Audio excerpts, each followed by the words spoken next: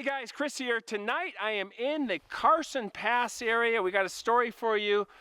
We are in the snow. It is very, very deep up here in the parking lot. It had to be 18, 20 feet deep or something. Crazy stuff. And for tonight's beer, we got a Fog Cutter Double IPA. I like the artwork on that. That's pretty fun. And that is our beer of choice for tonight. And yeah, we have a really interesting story about Teddy Roosevelt. He was quite a writer. He wrote 35 books in his time. Ooh, there we go. In 1892, he wrote a book called The Wilderness Hunter. And in that book, there was a chapter about a grizzled old mountain man from the frontier days. He was still alive in 1892, and he had a story when he was a younger man, and he was out in the Montana Territory, probably 25, 30 years earlier. Him and a hunting partner were in a mountain pass in Montana, and they had quite a frightening encounter up there. That is good. That's a double IPA.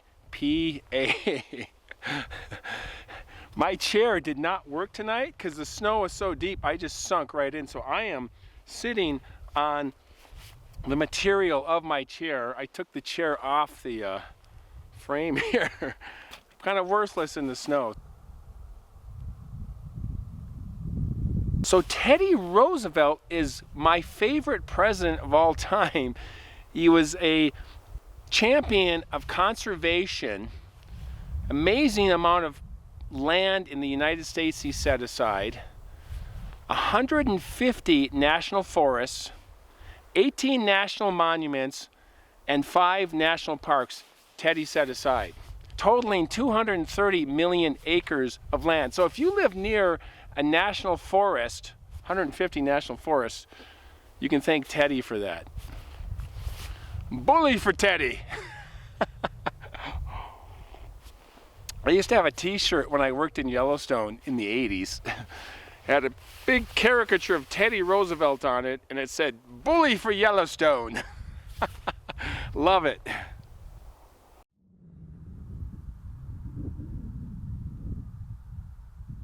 So in Teddy's book, The Wilderness Hunter, 1892, he referred to in a chapter about a story about what he called a goblin monster.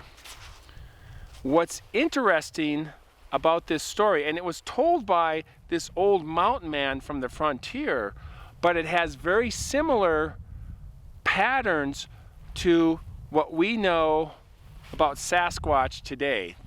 This mountain man, trapper, it was 1892 when he told his story, but he was telling a story from his frontier days. I'm guessing 25, 30 years earlier. And he talked about how him and his partner went to southwest Montana. At that time was the Montana Territory. And they went to the upper reaches of he called it the Wisdom River. It is now called the Wise River. And he referred to the Wisdom River and the Salmon River drainage going each direction. And that would put you in southwest Montana. I can't figure out exactly where it is, but southwest Montana in, let's say, 1860s.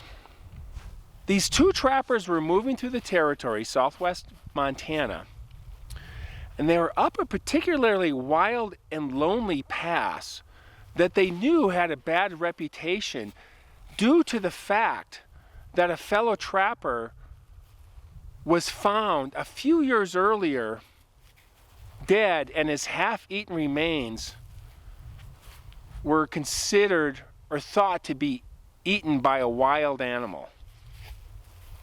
They didn't know if it was a bear or what. They went anyway. After about 4 hours of heading up this drainage, they found a large meadow and they built a camp there. They actually built a lean-to, a bunch of lodgepole pine, and made a shelter for themselves. This was before good tents were around, right? Nowadays we have lightweight tents. So there was a few hours of daylight. They went upriver, they set their traps, trying to get a start on their operation. This is what they do for a living, could you imagine? They came back to their camp after sundown, and they found their camp was in total disarray. Something had come into their camp and just rummaged through their packs, their supplies, and even knocked down their lean-to. They were really concerned, but they assumed it was a bear, possibly a grizzly bear.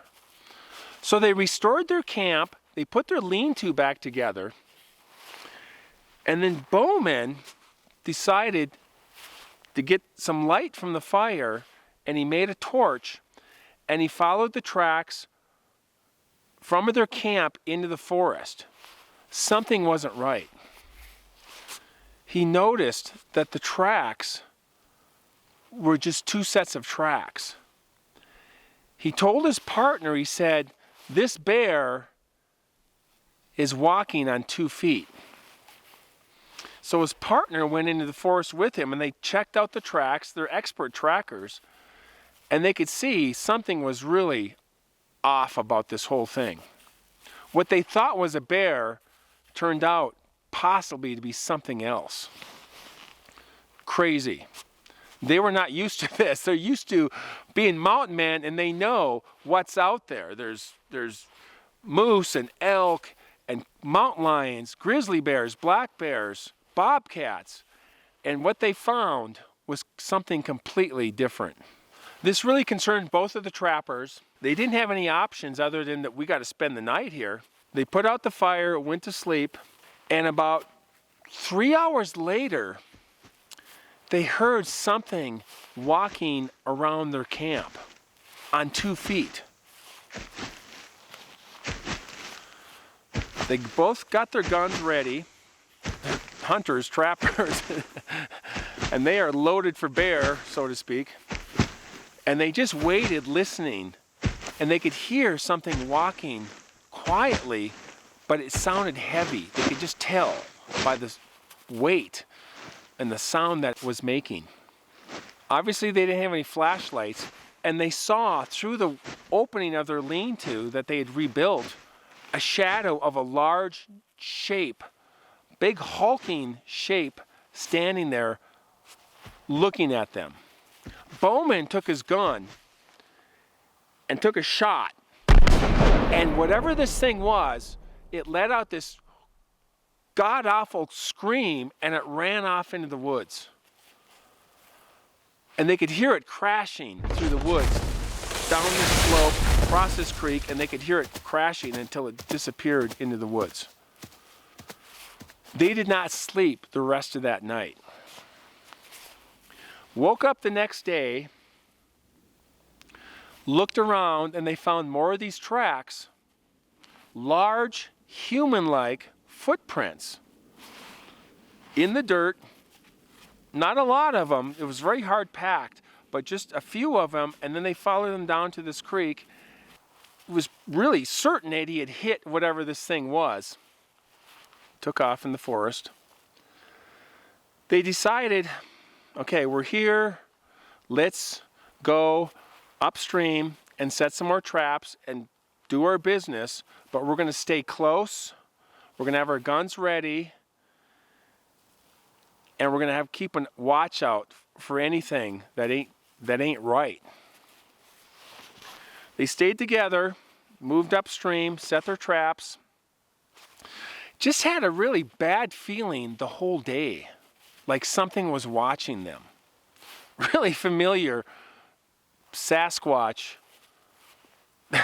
procedure, almost. They come back to their camp early evening. Again, they find their camp totally torn apart, lean-to knocked down again. And again, they said, we have no other options. We got to spend the night here. So they rebuilt their lean-to best they could, got a large fire going, got extra firewood from the forest had their guns ready and were trying to get through the night. About 3 a.m. that night, according to the story, and this is legend, lore, and I don't know how accurate this is, but Teddy Roosevelt tuned into it enough and put it in his book in 1892, well before he was president. They were sleeping and they were awakened by, again, some loud footsteps coming into their camp. They both had their guns ready and they were just listening, and this sound would kind of fade in and fade out, and then for a few hours it was down by the creek and they could hear the branches breaking, and whatever this thing was walking around. They added more firewood to the fire. They were both on watch. They knew they weren't going to get any sleep. And they heard this high-pitched, loud scream howl several times over the next few hours. Just down the slope on the other side of the creek that they found the tracks the previous day. Did not sleep at all. Next morning, they knew, we got to get out of here. We need to leave. They went upstream and retrieved their traps, and they had felt, again, that they'd been watched most of the day. Just really an eerie feeling between the quietness of the forest, this ancient primeval forest that was really undiscovered in America. This is way before highways, freeways, and cities. This is 1850s or 60s, Montana. Got back to camp midday, and there was about 3 more traps they needed to get from a pond that was in the opposite direction. Bauman said, I'll go get those traps, take care of that, we'll come back, and we'll pack up and get out of here well before sundown. So Bauman goes towards this pond, gets to this pond, feels really uneasy the whole time, and he finds he's got 2 beaver in 3 of these traps. So him being the trapper that he is, he decides to clean these furs, get these furs from these beaver. It takes him longer than it should, and he comes back late in the afternoon, almost early evening. He comes into camp, and it's really quiet.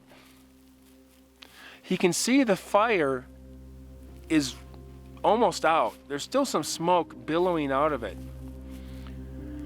He sees all their packs organized, laid out, kind of ready to go, like his partner had been working, but he didn't see his partner. He looked around his camp, and then he saw on the other side of this large tree some feet, and it was his partner. He was laying there. He looked around and he walked up to his partner with his rifle out. He sees him, and his partner is dead. It looked like, and he checked out the body, and according to the story, his partner's neck was broken. And something had bit him on the neck. This was the legend, this was the story, I don't know. This is not normal Sasquatch behavior that I know of, but you never know. They're wild animals, beasts of the forest. It appeared to Bauman that his partner had done all his work and was sitting in front of the fire, just waiting for him to come back. This creature came up behind him, grabbed him, and broke his neck and bit him on the neck. And then there was marks all around in the dirt around the campfire, between the campfire and the tree, like there was a conflict, a struggle. And this creature did not devour his partner like a grizzly bear would or eat him. It just killed him, and he immediately, I need to leave. And he took only thing he took was his rifle, and he got on his horse and he went down to the meadow where they had the other horses that they put in the meadow to graze. That's what they would do. They would have some pack horses. He got those pack horses and he left as quickly as possible out of that area. He didn't even have time to bury his friend. The sun was going down. He got out there as fast as he could, never came back. That was the story, the legend of Bauman and the creature goblin.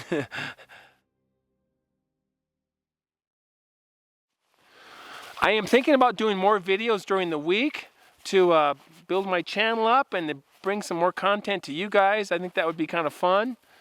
So if you guys like my stories, like and subscribe and all that fun, you guys know what to do. I appreciate your comments.